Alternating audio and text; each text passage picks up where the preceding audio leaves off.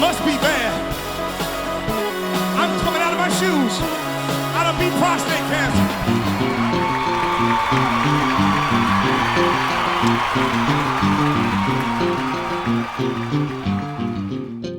Prostate cancer it really don't care how old you are, how ugly you are, how young you are, how pretty you are, how black you are, how white you are, how Mexican you are, Spanish you are, it doesn't matter.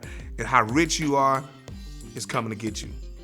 Especially if it's been in your family before. And if your father had it, you're a good candidate, the likely candidate to be next in line. So it's definitely in the genes, in our genes. And my father, he died. The cancer I watched it ate him up, just destroyed it.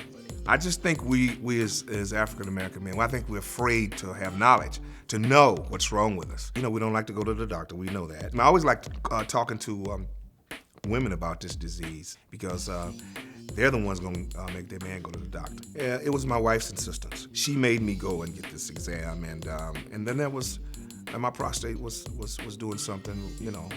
He said, I'm gonna have to do a biopsy on you. Came back a week and a half later, and he says, okay, I have some good news and some bad news. So I was like, what's the good? She's like, my wife, no, but what's the bad news first? And he said, well, the bad news is you have prostate cancer. And at that moment, I just thought everything was over for me, just at that moment. And then my wife, she said, sit down, wimp. What's the good news? And he said, well, the good news is we caught it early enough. So this is early detection. And then at that moment, I said, I'm a fighter, and I fought really hard this far. And I'm a winner. And I'm not gonna let this disease win. And we don't talk about it. We don't talk about it enough, and it should be a huge network. I mean, pink ribbons. Everybody talks about breast cancer.